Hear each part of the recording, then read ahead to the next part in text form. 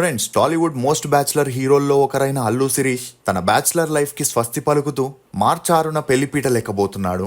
ఇక ఇప్పటికే పెళ్లి సంబరాలు ఘనంగా ప్రారంభమవ్వగా కుటుంబ సభ్యులు, స్నేహితులు, సినీ రాజకీయ రంగానికి చెందిన ప్రముఖుల సమక్షంలో ఈ వేడుక ప్రత్యేక ఆకర్షణీయంగా మారింది.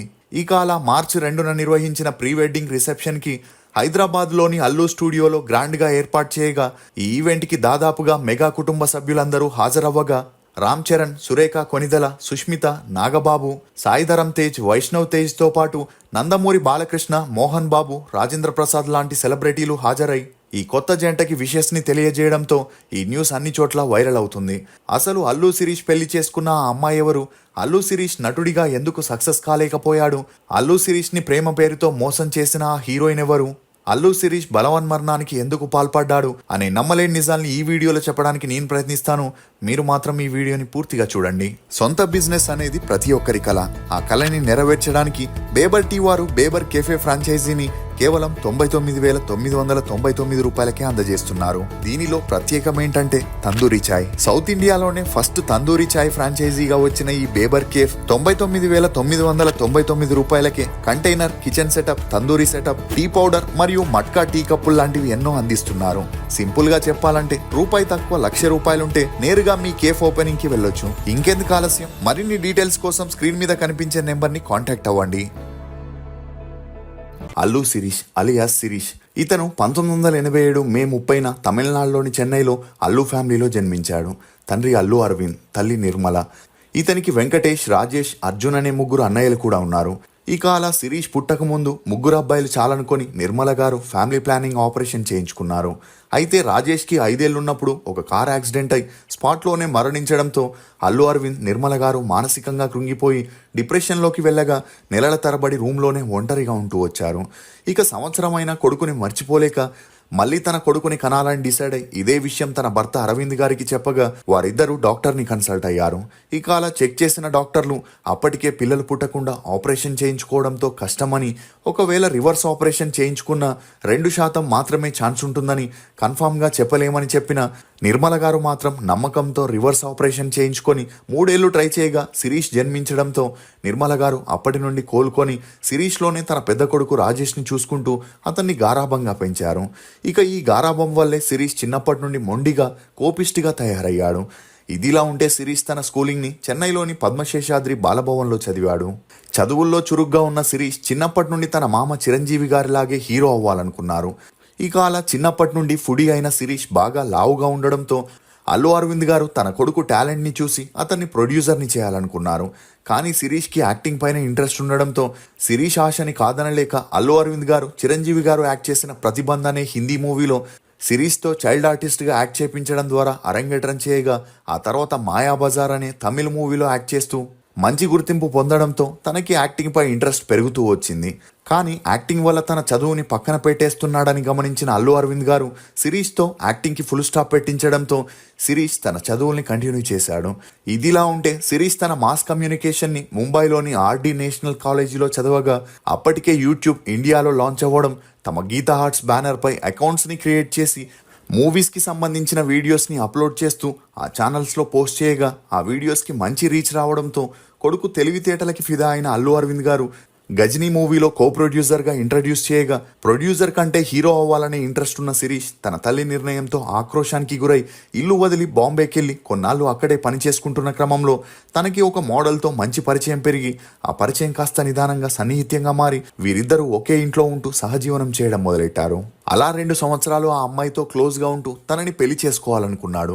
ఇక ఈ విషయం తల్లికి తెలిసి తన కొడుకు మోడల్ని పెళ్లి చేసుకోవడం ఇష్టం లేకపోవడంతో తనని హీరో చేస్తేనైనా ఆ అమ్మాయిని వదిలేస్తాడని అల్లు అరవింద్ గారికి చెప్పగా అల్లారు ముద్దుగా పెంచుకున్న కొడుకుని అలా వదులుకోవడం ఇష్టం లేక తనని హీరో చేస్తానని చెప్పడంతో శిరీష్ తన గర్ల్ ఫ్రెండ్తో బ్రేకప్ చేసుకొని హైదరాబాద్కి వచ్చేశాడు.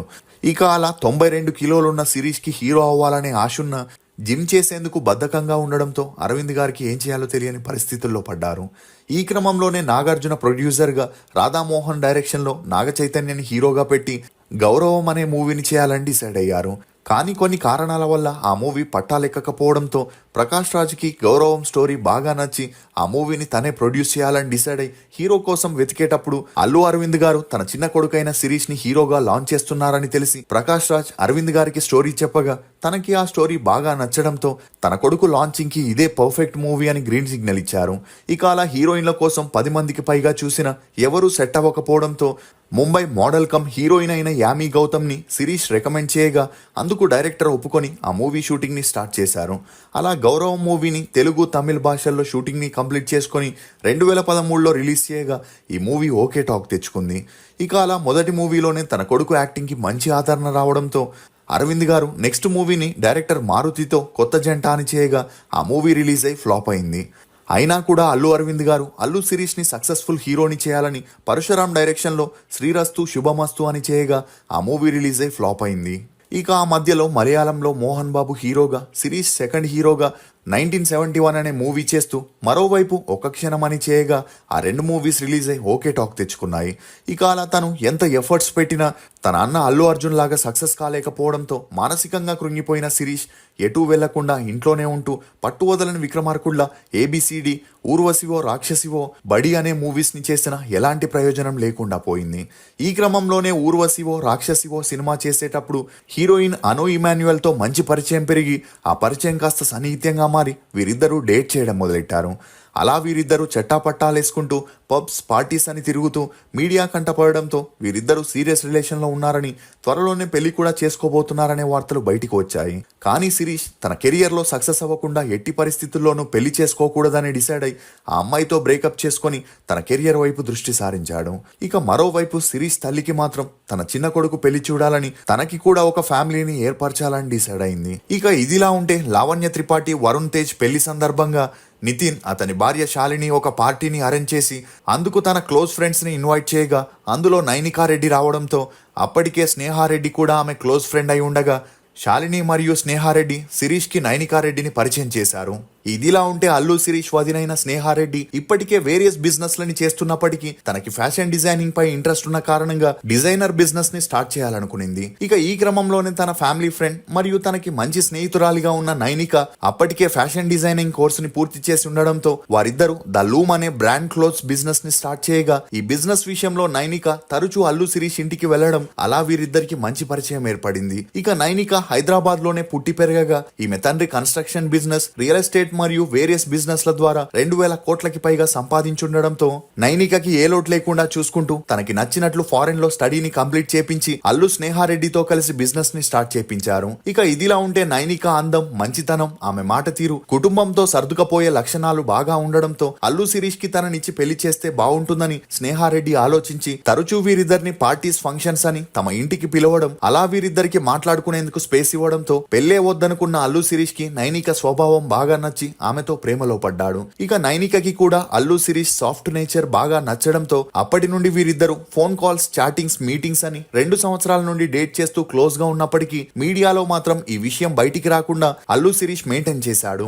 అంతేకాకుండా తన నానమ్మ చివరి కోరిక కూడా తన పెళ్లి చూడాలని ఉండడంతో శిరీష్ తన నానమ్మ కోసం నైనికని ప్రేమిస్తున్న విషయం ఇంట్లో చెప్పి ఆమెను పెళ్లి చేసుకుంటాననగా అల్లు ఫ్యామిలీ ఆనందానికి అవధులు లేకుండా పోయాయి. ఇక అలా స్టేటస్ పరంగా కూడా నైనికా ఫ్యామిలీ తమకి తక్కువేమీ కాదు కాబట్టి ఇమీడియట్ గా ఇరు కుటుంబాలు మాట్లాడుకొని సెప్టెంబర్ లో ఎంగేజ్మెంట్ ని చేసుకోవాలని డిసైడ్ అవ్వగా మార్చ్ 6న గ్రాండ్ గా పెళ్లి జరిపించడంతో వీరిద్దరూ దాంపత్య జీవితంలోకి అడుగుపెట్టగా ఈ జంటని చూసి అభిమానులు, నెటిజన్లు వారికి విషెస్ ని తెలియజేస్తున్నారు. ఈ జంటపై మీరేమనుకుంటున్నారో మీ అభిప్రాయాన్ని కమెంట్ సెక్షన్ లో తప్పకుండా తెలియజేయండి. మేము చేసిన ఈ వీడియో మీకు నచ్చినట్లయితే ఒక లైక్ ద్వారా మీ సపోర్ట్ ని మాకు తెలియజేయండి. For more interesting videos please subscribe to C ముచ్చట్లు. Thank you.